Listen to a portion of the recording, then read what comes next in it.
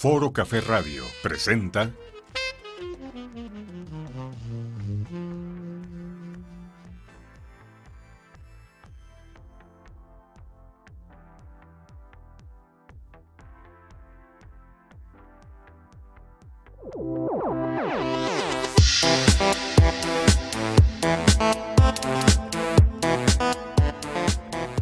Bienvenidos a Cultiva tu Salud, diferentes perspectivas a tu alcance para cuidar lo más valioso que poseemos, nuestra salud. ¡Comenzamos!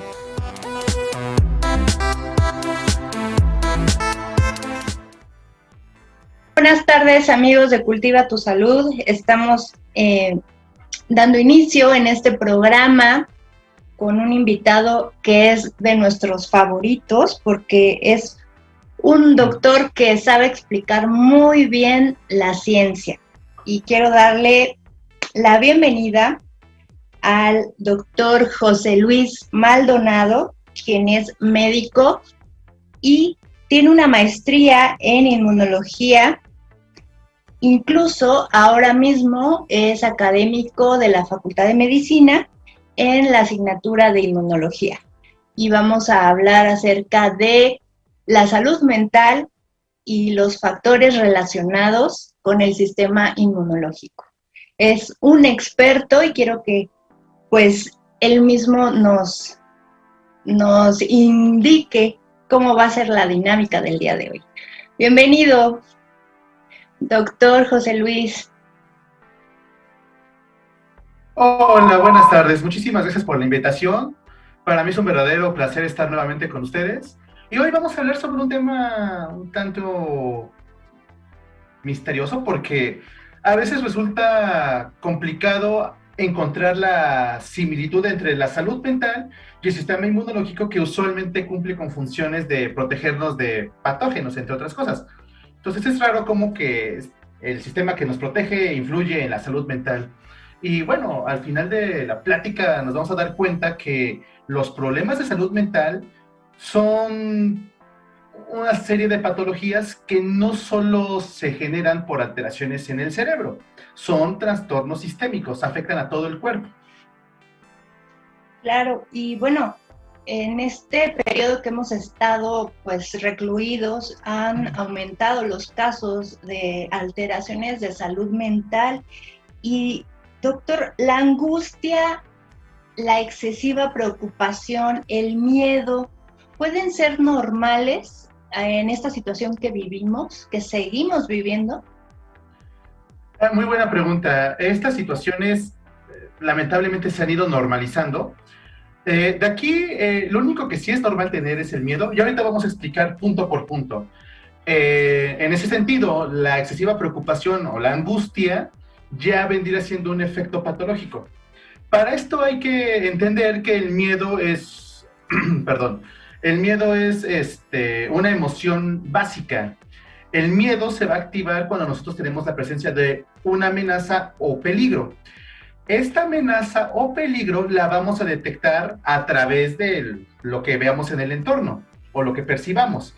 Esto a través de los órganos de los sentidos, lo que yo veo, lo que yo escucho, lo que yo huelo, lo que yo siento. Y aquí agregamos un último factor, lo que el sistema inmune le dice al cerebro. Si nosotros quisiéramos hacer una pregunta capciosa para regalar 1,000 pesos, le podríamos preguntar a la audiencia, ¿cuál creen que sea la similitud entre el sistema nervioso y el sistema inmune? Y a primera instancia es muy complicado responder esto, porque, pues, ¿en qué se parecen? Uno protege y el otro se dedica a coordinar. Bueno, la función que los tiene en común es el reconocimiento.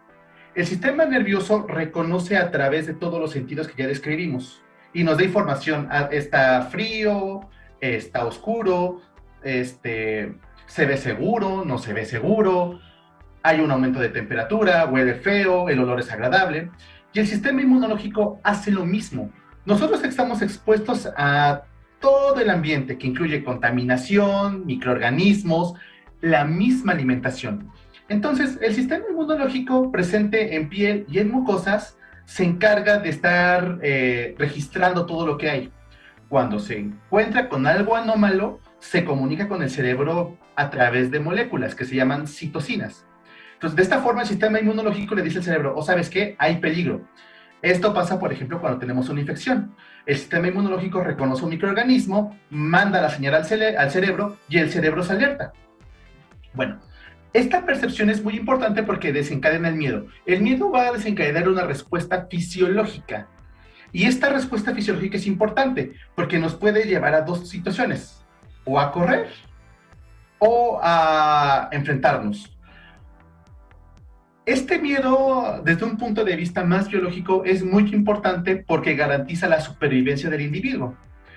Pongamos un ejemplo. Si yo me bajo en el metro Martín Carrera por error y de repente te encuentras con los chicos en las motos y alguien se te está acercando medio raro, toda esa información la percibe el cerebro, se activa el miedo y viene toda la respuesta fisiológica, que depende de cambios hormonales, cambios en los neurotransmisores, que lo que hacen es preparar al cuerpo, aumentando la glucosa en sangre, aumentando la frecuencia cardíaca, modificando la circulación, yéndose principalmente hacia músculos, cerebro, corazón, riñones e hígado.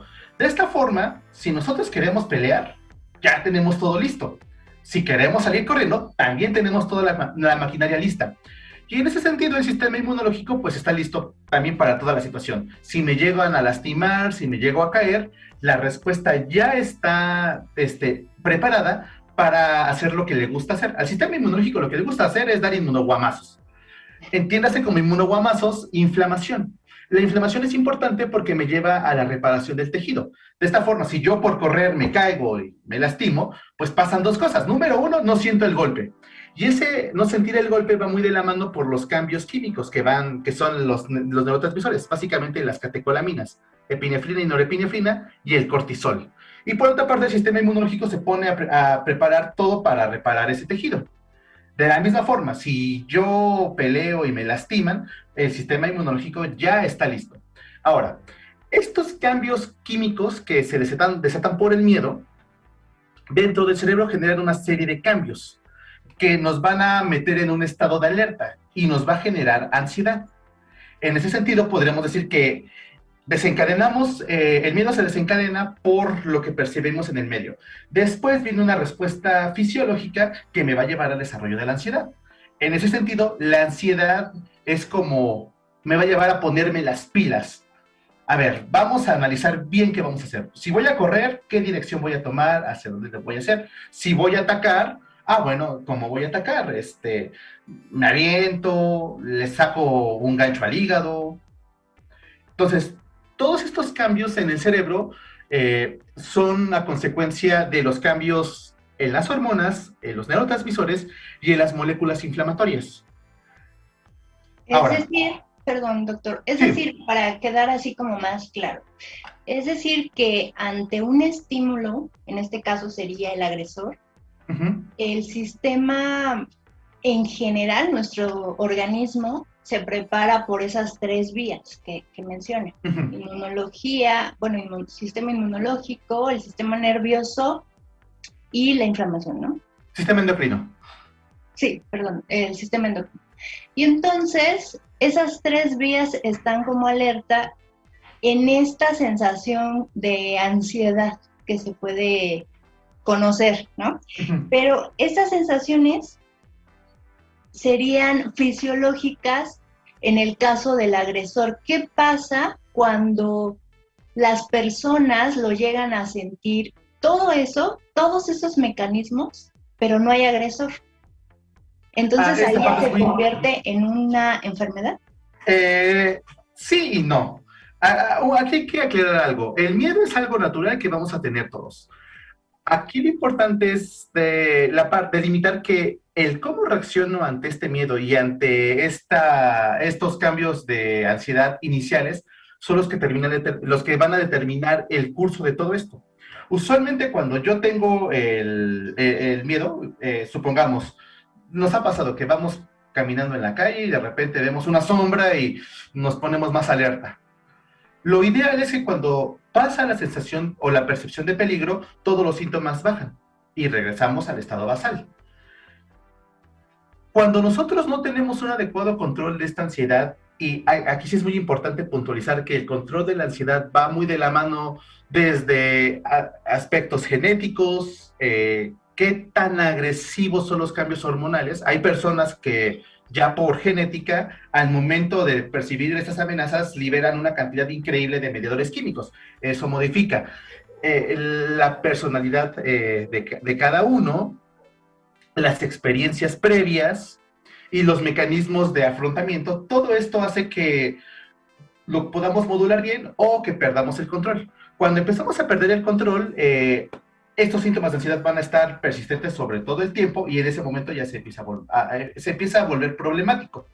Porque en el momento en el que ya no podemos controlar todo esto, los síntomas, o mejor dicho, todos los cambios fisiológicos que empezamos a tener por la ansiedad, se empiezan a exacerbar y esto puede generar otro tipo de situaciones como las crisis de ansiedad, en la cual las personas ya empiezan a tener un miedo incipiente a perder el control o a fallecer por todos estos cambios, la taquicardia, sobre todo la taquicardia y los problemas de palpitaciones.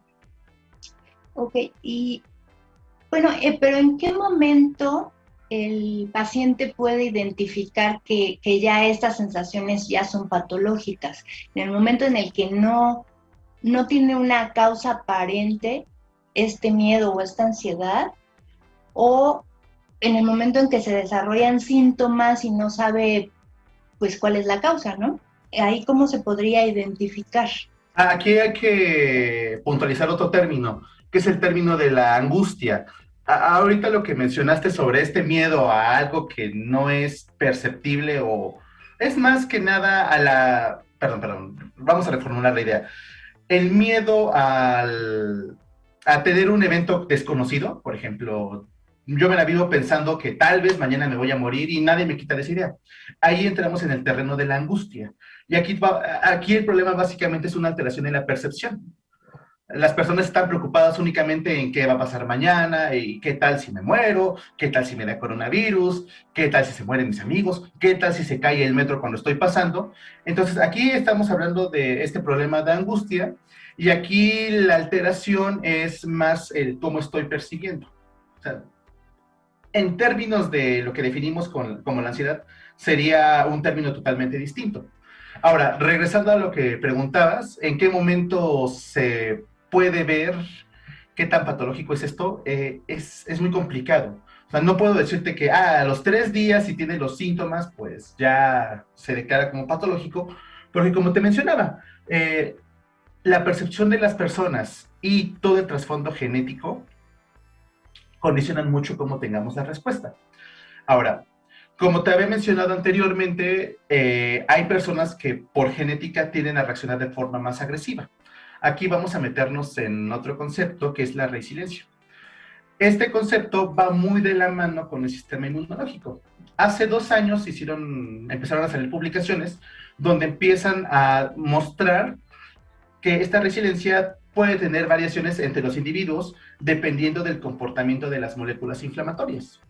Entonces, esto nos empieza a meter en un terreno nuevo, que aquí el problema es que sí desconocemos mucho, porque no todas las personas reaccionan de la misma forma, y es muy probable que estas diferencias entre el sistema inmunológico puedan condicionar todo esto. Hay personas que aguantan más, hay personas que inmediatamente empiezan a tener exacerbación de los síntomas, pero esto es multifactorial, la cuestión genética, la cuestión ambiental, el apoyo social. Claro. Y entonces, ¿aquí dónde cabe este concepto que usamos mucho y que pues lo vivimos, que es el estrés? ¿En dónde encaja entre la angustia, la ansiedad, el miedo?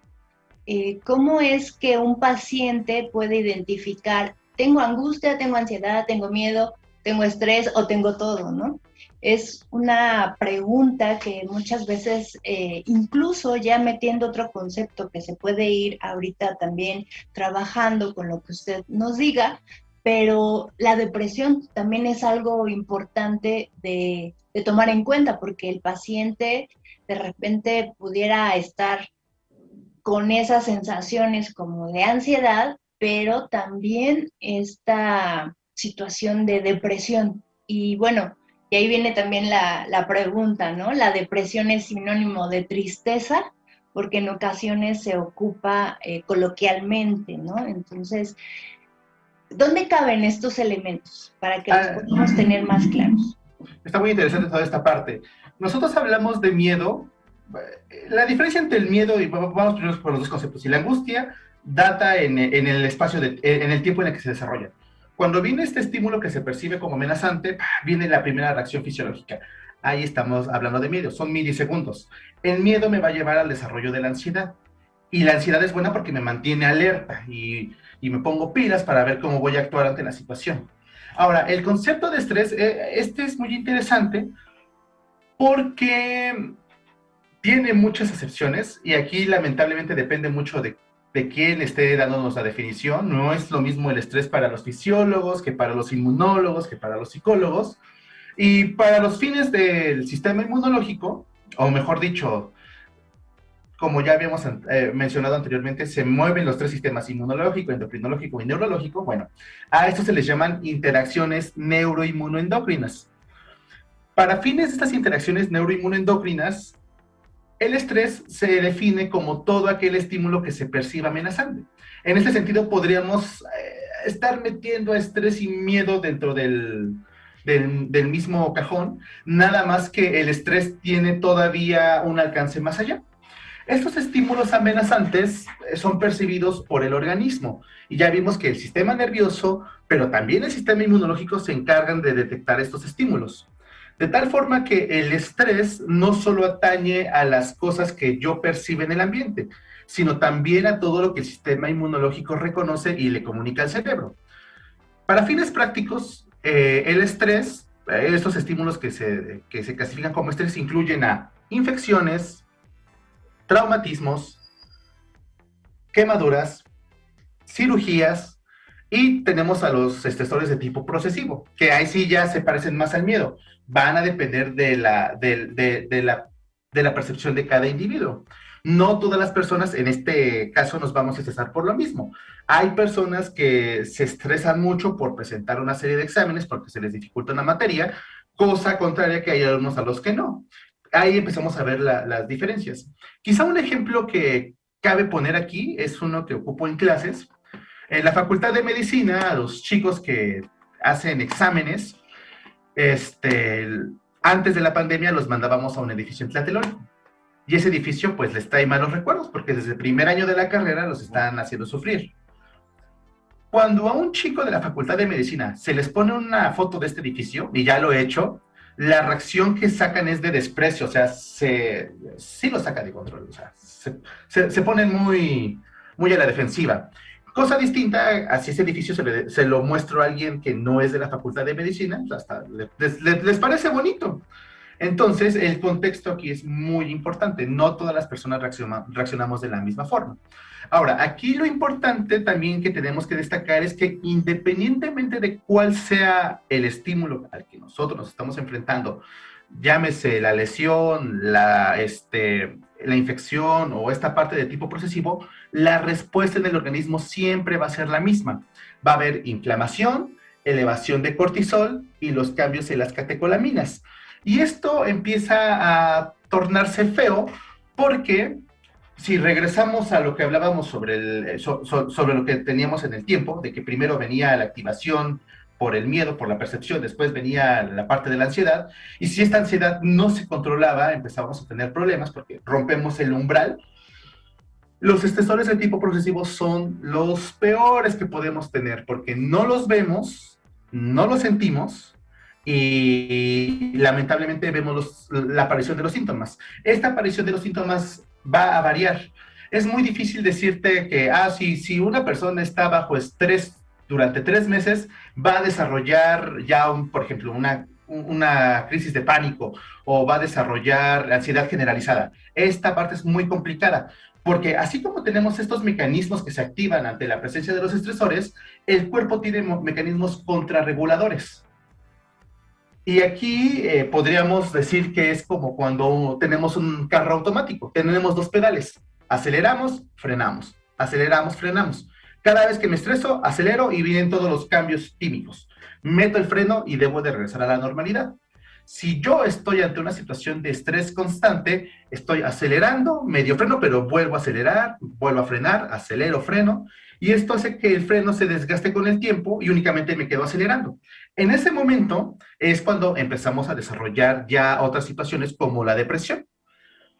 El tiempo en el que llegue va a variar mucho. Y como te mencionaba anteriormente, depende de factores como las estrategias de afrontamiento. No es lo mismo que, por ejemplo, hay un ejemplo que siempre me encantaba poner de un amigo, que cuando lo cortaban, siempre se iba a tomar, se iba a emborrachar. Esa era la forma de afrontar el problema. El día que le cortó y le dolió bastante, no supo qué hacer. Los cambios químicos que llegaron le pegaron tan fuerte y tuvo todos los síntomas de un infarto sin tener un infarto. Claro.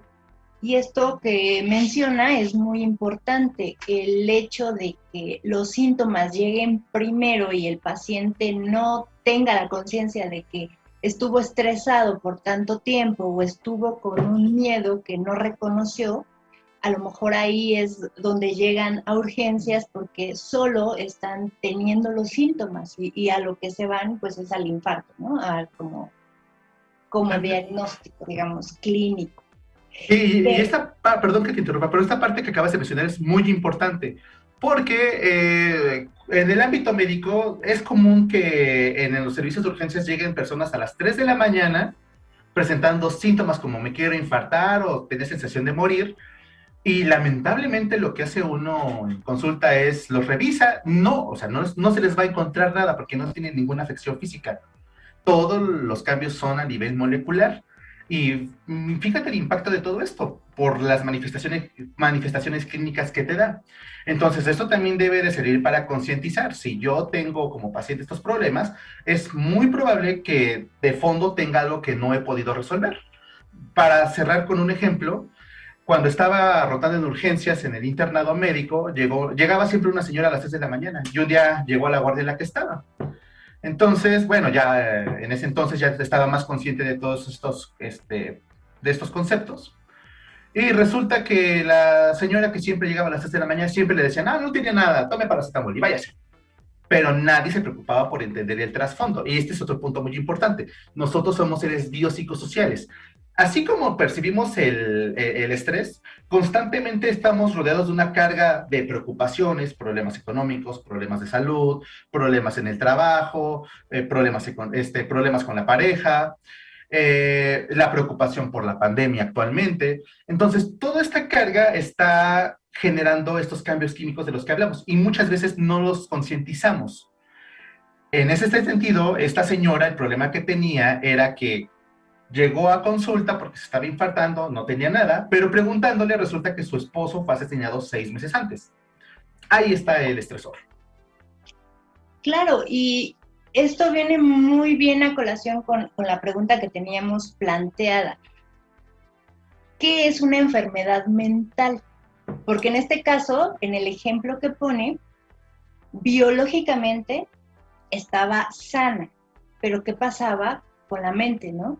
Ahí donde estaba como el tratamiento, no estaba ni el diagnóstico, ni le estaban dando un tratamiento. Entonces, las recaídas ante esto, pues, son frecuentes. ¿Qué pasa ahí cuando, primero, qué es una enfermedad mental? Y segundo, ¿qué pasa cuando no es diagnosticada a tiempo, ¿no? Bueno, las enfermedades mentales, o también llamados trastornos de salud mental, se refieren a una amplia gama de afecciones en los que se altera el estado de ánimo, el pensamiento y el comportamiento. Aquí los más comunes que se presentan son la depresión, la ansiedad, trastornos de alimentación y los trastornos compulsivos o estas adicciones. Ahora, ¿qué pasa cuando no se detectan a tiempo? Regresándonos a lo que hablábamos sobre los cambios químicos ante la presencia del estrés. Estos cambios químicos van de la mano con elevación del cortisol, elevación de las citocinas proinflamatorias y cambio en las catecolaminas. En ese sentido, te puedo decir que Cada uno de estos parámetros va a generar distintas afecciones. Por ejemplo, vivir estresado crónico puede predisponer a desarrollar diabetes. Y esto porque el cortisol, dentro de sus funciones, es elevar los niveles de glucosa. Si yo vivo constantemente estresado, voy a tener cortisol elevado siempre, niveles de glucosa elevado, y si tengo la predisposición genética, voy a desarrollar diabetes. O sea, no es de que me estresé y ya me dio diabetes, no. También el factor genético influye. Y aquí lo que te puedo contar es que hay un ejercicio que me gustaba hacer cuando todavía estaba en hospitales, donde uno hacía una historia clínica. Si llegaba un paciente por primera vez por diagnóstico de diabetes, se le preguntaba, no, pues, ¿cuánto tiempo lleva con los síntomas? 2 meses. Y el paciente tiene 45 años. Si uno se va a la historia familiar, se va a dar cuenta que el papá también tuvo diabetes, pero debutó a los 50. Y que su abuelo también tuvo diabetes, pero debutó a los 60 años. Y esto nos estaría hablando de que el estrés lo único que hace es acelerar la presentación de las enfermedades. Por otra parte, los cambios en las catecolaminas condicionan a tener problemas cardiovasculares. Aquí hay una anécdota muy interesante que sucedió en el Mundial del 2006 y está publicada en el New England. Resulta que en el Mundial del 2006, que se llevó a cabo en Alemania, en la etapa final del Mundial, en esos partidos ya de matar o morir, hubo una alta incidencia en los servicios de urgencias de pacientes que llegaban con síntomas de infarto o con infarto. Entonces, cuando empiezan a ver el registro, no entendían qué era lo que pasaba. Cuando meten la variable del mundial, se daban cuenta que las personas que llegaban a estos servicios era porque estaban viendo un partido, estaban con el estrés al máximo, porque pues, ¿qué tal si perdía el equipo? Vienen todos los cambios, las catecolaminas empiezan a generar alteraciones cardiovasculares y ¡pum! Si ya tengo predisposición, viene el infarto. Por ejemplo, si tengo hipertensión, viene una crisis hipertensiva, difícil de manejar.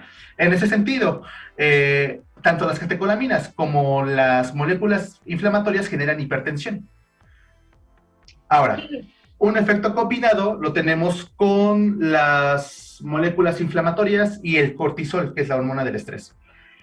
Habíamos dicho que la ansiedad me generaba estar así súper activado. Bueno, esto tiene un principio.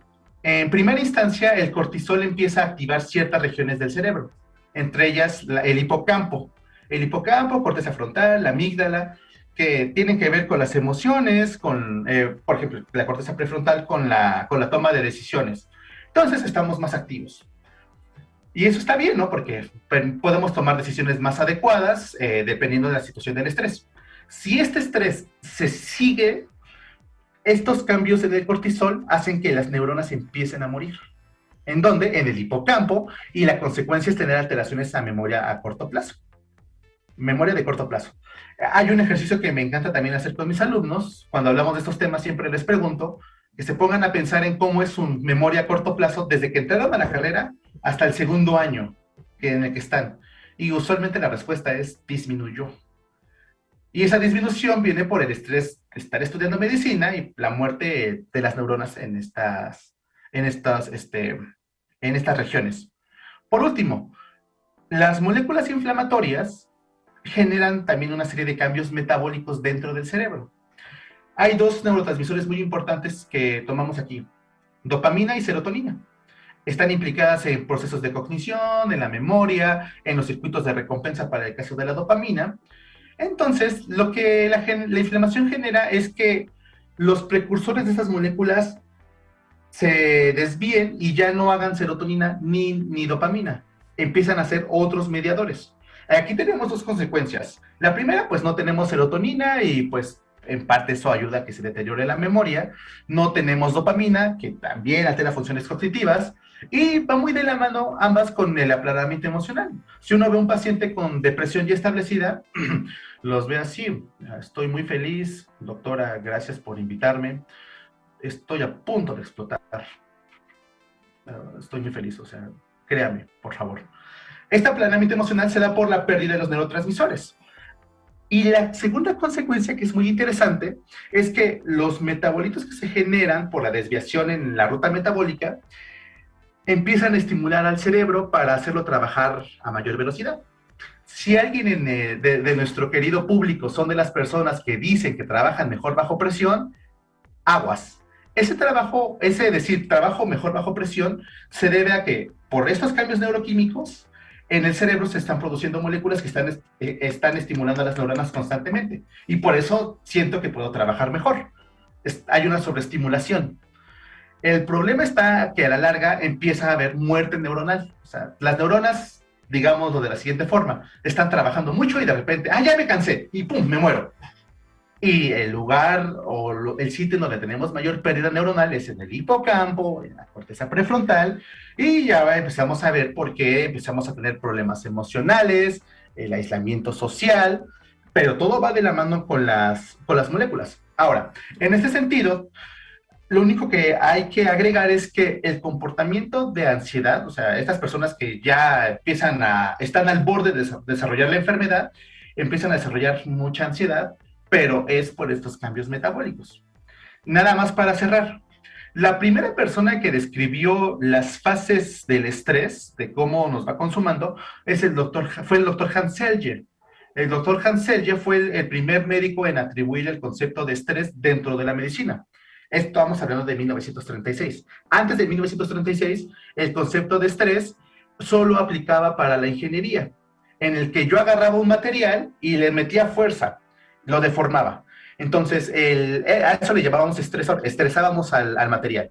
Entonces, pues ahí veíamos qué tanto se deformaba y, y al final concluíamos, pues este material es bueno para la construcción porque aguanta. El doctor Hansel hizo la analogía.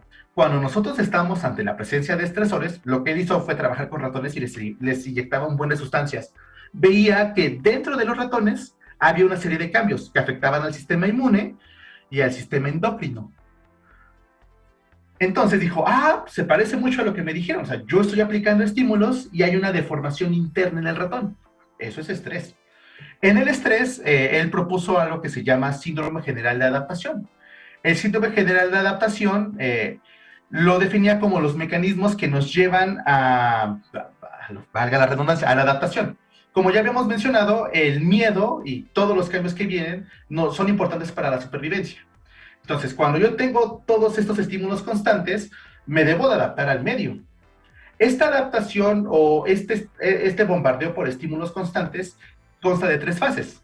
La primera, que es una fase de hiperactivación, donde en el sentido de las enfermedades mentales, pues va a haber una mayor actividad, ¿no? Son esas personas, yo trabajo bien bajo presión. Después viene una fase de meseta. En la fase de meseta, pues ya me acostumbré a trabajar así. Y aquí lo bonito es que moléculas como el cortisol, las citocinas y los neurotransmisores ayudan a que yo pueda aguantar pues todo el estrés. Me acostumbro a trabajar con el estrés y pienso que voy a aguantar de esa forma. El problema es que después viene una fase de desgaste donde los mecanismos ya no alcanzan a compensar y ahí vienen las enfermedades. Y aquí quiero recuperar, doctor, un concepto que nos acaba de decir hace unos minutos, la resiliencia. ¿Esta resiliencia es parte de este proceso de adaptación o es algo similar? Es parte del proceso. ¿En qué momento puedo ser una persona resiliente o qué momento no tengo idea de qué es la resiliencia? Porque lo hablan mucho, sobre todo en situaciones como más de trabajo o estas personas que se dedican a lo motivacional, por ejemplo, o coach de vida que les llaman, y hablan mucho acerca de la resiliencia. Pero ¿qué es esta resiliencia? ¿Cómo la aplico en mi vida diaria para que esta situación de estrés pues no me afecte orgánicamente, ¿no? Una forma que tienen algunos de definir a la resiliencia es esta capacidad de dar el extra en situaciones de estrés. Recordando esos videos de la década pasada, es dar el ¡fua! Y salgo del estímulo estresante. Bueno, esta resiliencia va muy de la mano con los cambios biológicos que estamos hablando. Ahorita que ya nos metimos en el terreno molecular y que vimos cómo las moléculas tanto inflamatorias como el cortisol y los neurotransmisores, nos ayudan a vivir al límite. Bueno, esta resiliencia va muy de la mano con esto.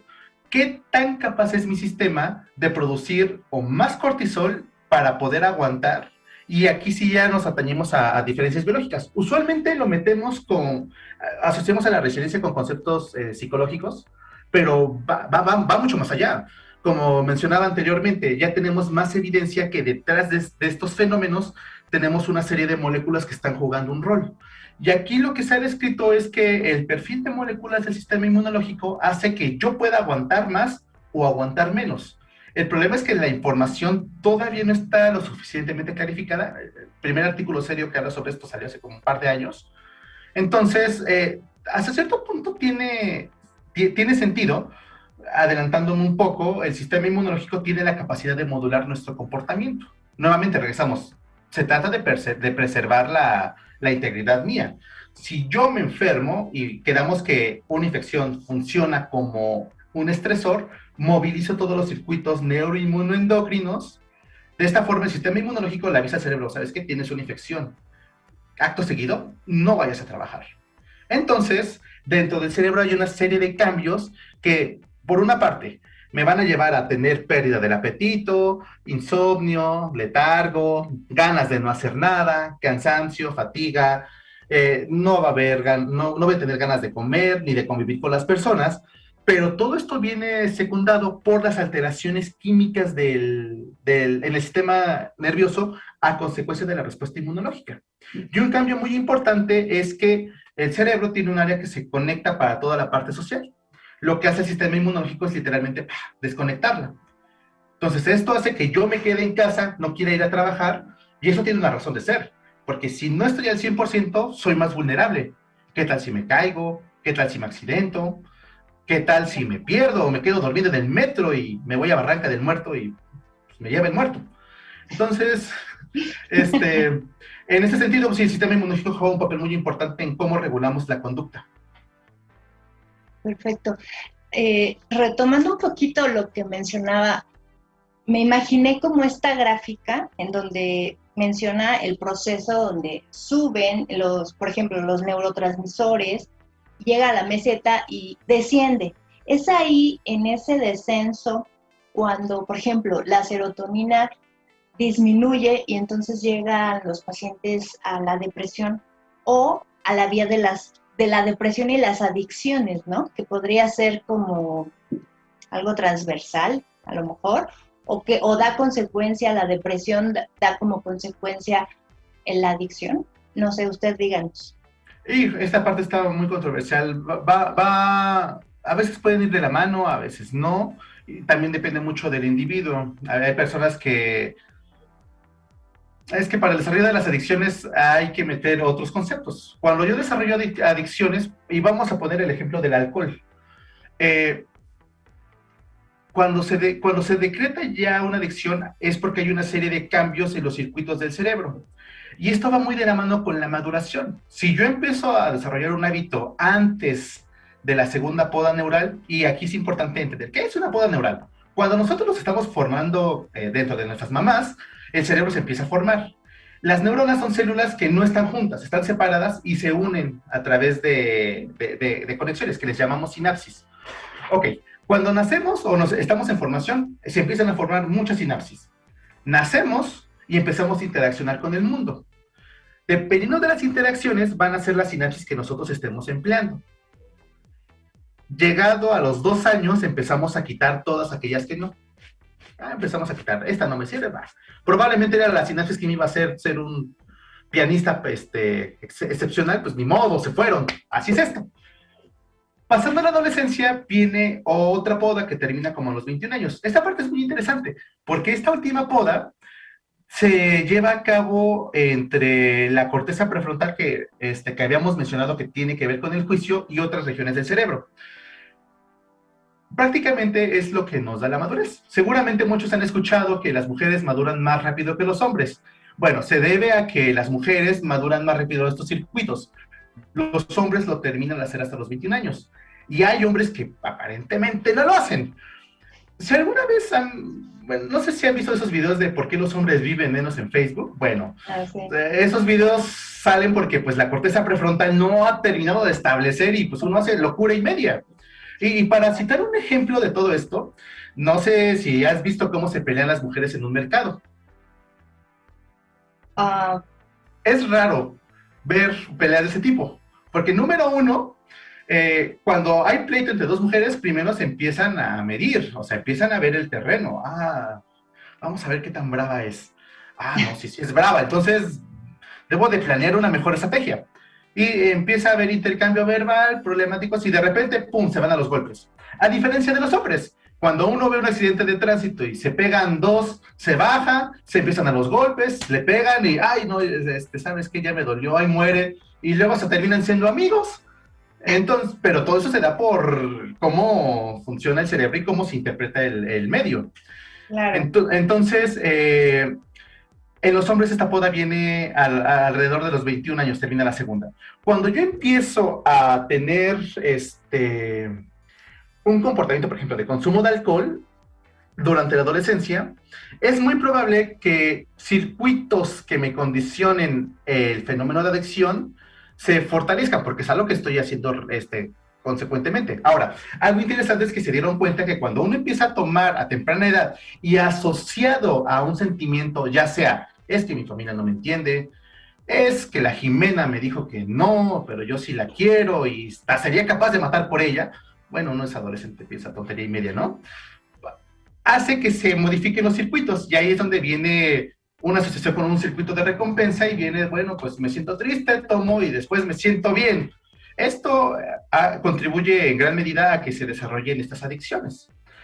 Aquí podemos concluir, una persona que desarrolla o empieza a tener un consumo de alcohol a una edad más tardía es menos probable que tenga un comportamiento de adicción. Y como ejemplo tenemos a José José. Yo no vi la serie, pero mi mamá me contó que tomaba desde chiquito. José José dándonos lecciones de neurociencias.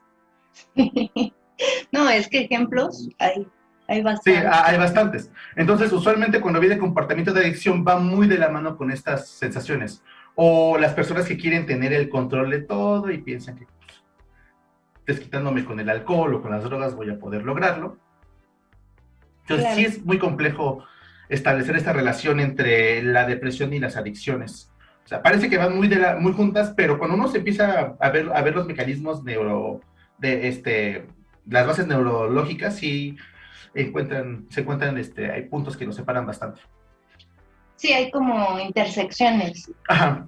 en estas enfermedades mentales porque pues a lo mejor el paciente sí trae predisposición genética a la depresión y de repente este factor social, como dices el ejemplo, ¿no?, de José José, pues su medio le permitió que empezara a tomar, Sí, desde muy a temprano. beber el alcohol a muy temprana edad, ¿no? Y se va volviendo esto, pues ya la enfermedad como tal de la adicción.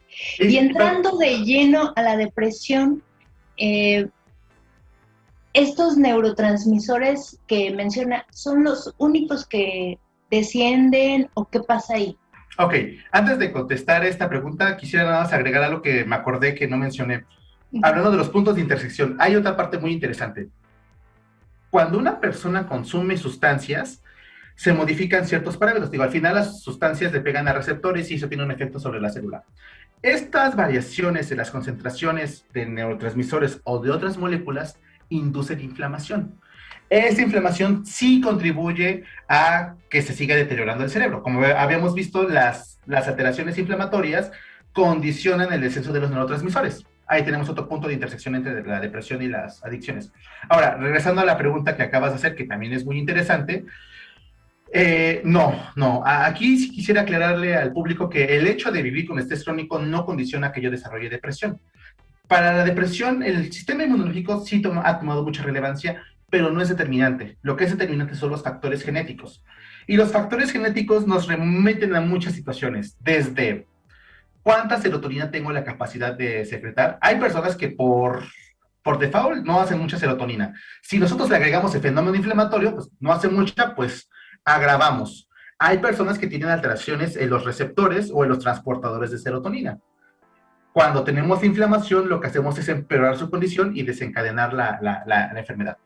Ahora, aquí uno podría preguntar, bueno, entonces si yo me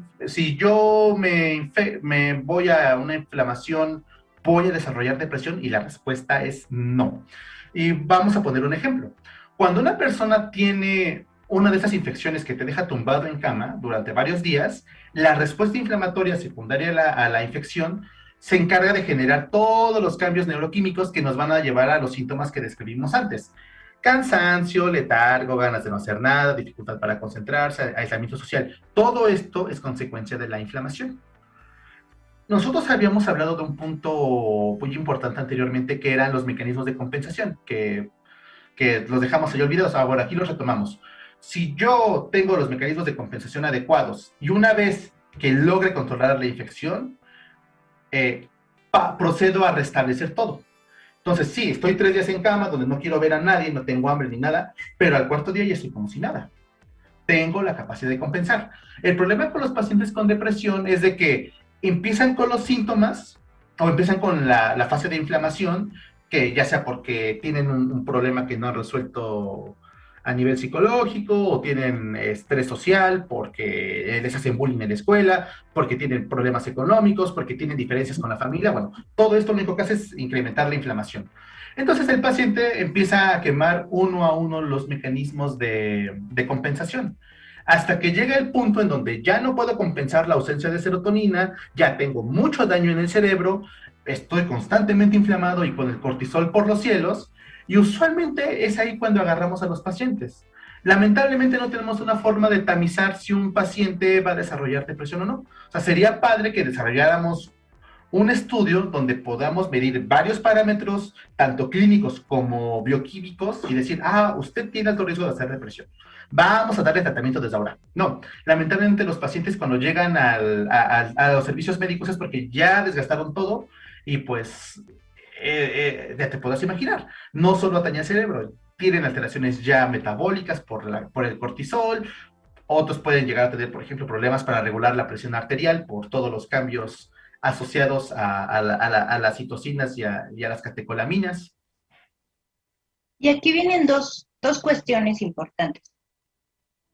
Mencionando lo que dice de esta predisposición genética, bueno, sería excelente que pues ya se identificaran los genes y hubiera, como dice, un test o algo que nos permitiera saber esta predisposición para atacar antes. Pero en cuestión ahorita de prevención, a lo mejor sí podría ser que los pacientes que pudieran tener de repente algunos síntomas que pudieran llevarlo a lo mejor a pensar que está camino a la depresión o camino a los trastornos de ansiedad, ¿qué sería lo más conveniente para que nuestro público diga, bueno, pues yo estoy identificando ciertos síntomas y entonces hacia dónde me dirijo, ¿no? Porque en el ejemplo que mencionaba, dice, voy a urgencias, pero en urgencias me hacen todos los estudios orgánicos y me dicen que estoy bien. Entonces, ¿qué me pasó? Y me quedo así como con la duda, ¿no? ¿Hacia dónde tengo que dirigirme para que me den esa atención, ese tratamiento y sobre todo el diagnóstico, ¿no? Sí, esta parte es muy interesante porque sí sabemos qué genes están asociados a la depresión. El problema es que para hacer secuenciación en los pacientes es muy caro, no sirve como tamizaje. Eso es algo pendiente que tenemos. O sea, no es como, por ejemplo, cuando nace el bebé y le hacemos un tamiz neonatal para buscar ciertas patologías. Con la depresión todavía no llegamos a ese punto. Ahora, en la parte de prevención, la salud mental depende de pilares fundamentales. Entre ellos está un adecuado sistema inmunológico, un adecuado cuidado a la salud mental, realizar ejercicio y la alimentación. El problema que tenemos aquí es de que la salud mental está muy estigmatizada del país. Si dentro de los mismos médicos tenemos problemas de que uno se empieza a sentir mal y, ay, es que eres bien débil, hermano, deberías de considerar dejar la carrera, es que si no entra la letra con sangre, pues no. Y de ahí uno tiene también a los médicos clásicos, y ese es un grave error. Ay, es que en mis épocas, cuando yo era residente, hacía ejercicio y también participaba en no sé qué y no sé cuándo, y aparte estaba en las guardias. Pero un elemento que no se considera, y eso también es por estigmatización y por falta de atención hacia este rubro, es que no es lo mismo, o no era la misma la carga de estrés que las personas tenían en 1960 o 1970 versus a las que tenemos ahora. Un problema que no le prestamos atención, pero sí es muy importante considerar, es el hecho de que nosotros tenemos muchas expectativas respecto a la sociedad.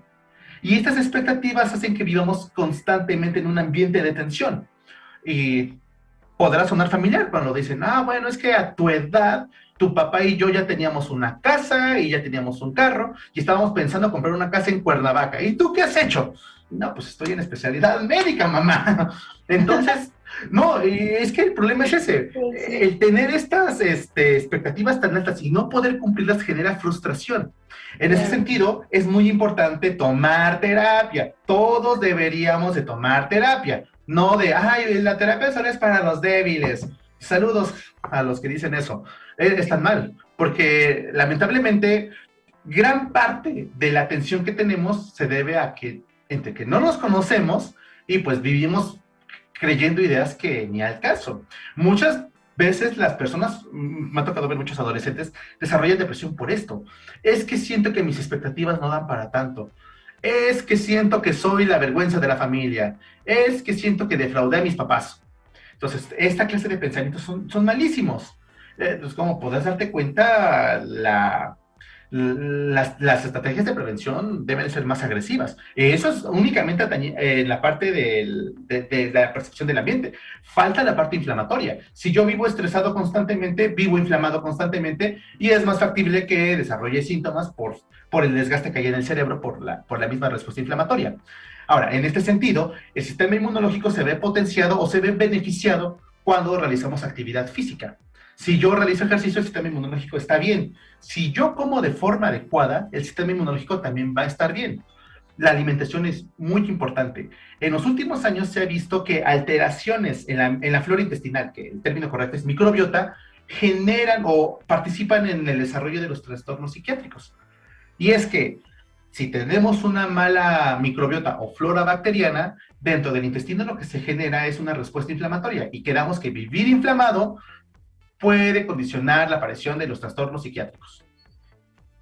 Claro. Y algo bien interesante que sucedió en esto que nos ha pasado, esta pandemia mundial y que nadie esperábamos, creo que es esta parte positiva de cambiar nuestro estilo de vida, ¿no? Como que tuvimos la oportunidad de concientizar en este momento qué son las cosas buenas para mi organismo, como que volteamos a ver cómo estábamos físicamente, pero también cómo estábamos mentalmente, ¿no? Y esa es una de las oportunidades enormes que creo que nos deja la pandemia, porque va a coincidir conmigo en el hecho de que la segunda pandemia pues va a ser la de enfermedad mental, un momento en el que podamos ya empezar a salir y nos empecemos a dar cuenta, pues, las secuelas, digamos, o el recuento de los daños de lo que sucedió cuando en mi mente no hubo esta guía que menciona, ¿no? Y que la importancia de las terapias psicológicas, como bien dice, que deberíamos de tomarlas a cierta regularidad. Aquí hemos tenido profesionales de la psicología, doctoras y doctores que han estado aquí de invitados y nos han mencionado la importancia de tener esta terapia de acompañamiento, no nada más en momentos difíciles, sino a lo largo de tu vida. Y aquí quisiera, pues de alguna manera, cerrar el programa de esta parte, porque afortunadamente vamos a tener una segunda parte. ¿Qué pasa cuando un paciente empieza a tomar estas terapias?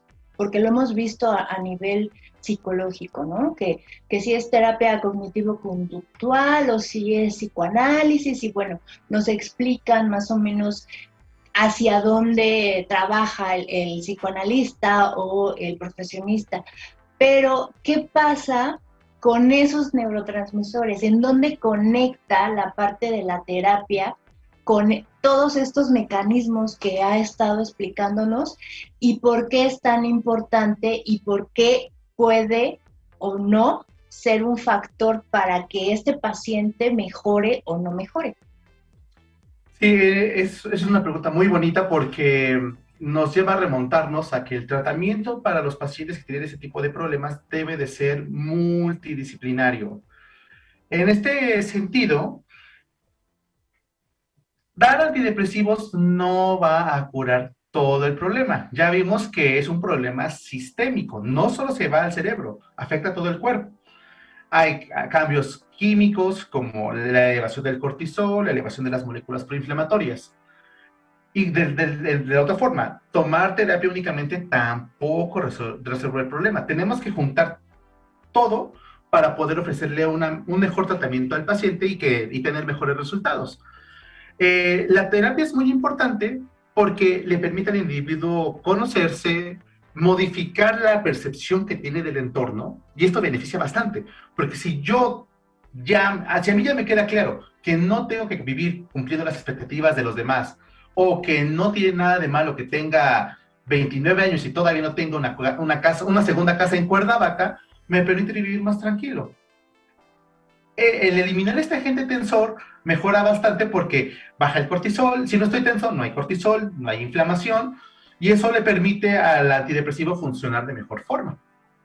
Porque, nuevamente, si nosotros damos únicamente el antidepresivo, pues sí, podemos corregir el problema de la serotonina, pero mi paciente sigue estando ansioso. O sea, mientras no tratemos el problema de fondo y veamos qué es lo que le está desencadenando el problema, no va a haber una mejoría, y al contrario, puede que a largo plazo desarrolle una recaída o termine abandonando el tratamiento, y ahí sí se va a poner muy feo, porque cuando lo quiera retomar va a costarle muchísimo más trabajo. Es importante recalcar que entre más tiempo pase y entre menos atienda todo lo que va más allá de los neurotransmisores, es decir, el cortisol y la inflamación, voy a tener más desgaste en el organismo. Entonces, pues sí, es corregir los neurotransmisores, corregir todo el daño metabólico que hizo el cortisol y las citocinas proinflamatorias, y todo eso lleva su tiempo.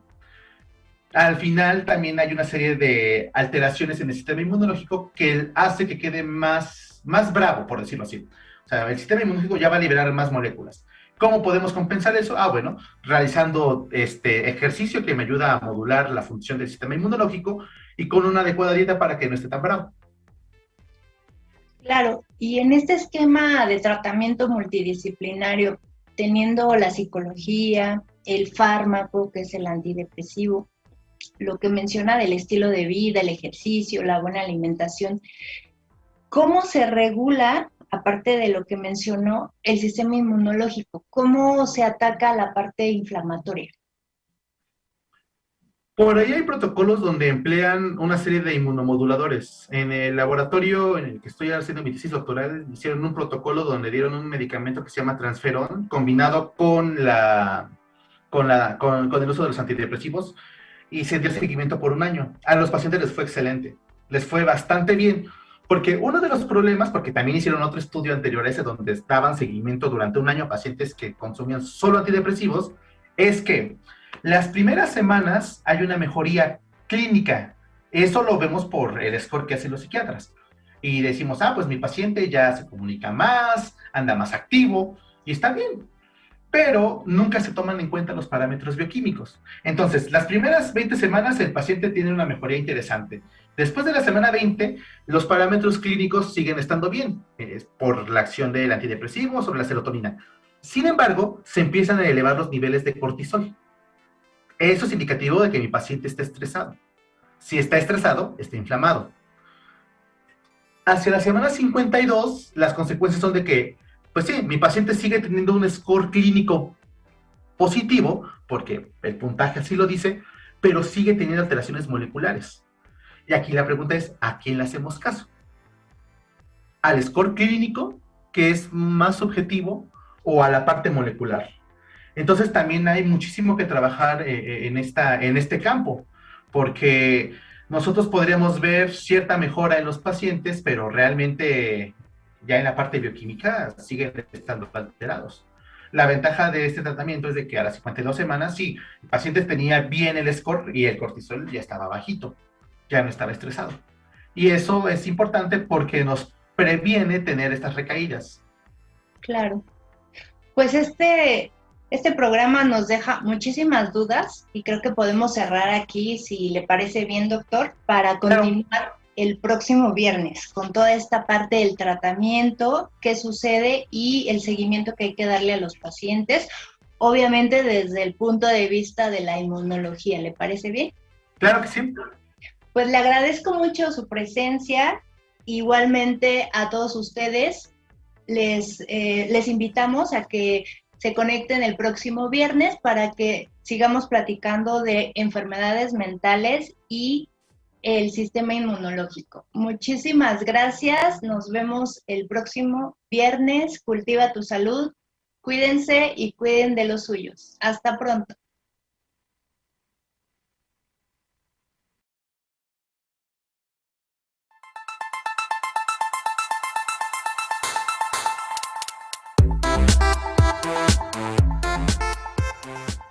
Conoce estrategias para prevenir enfermedades, además de tratamientos actuales e innovadores. No te lo pierdas.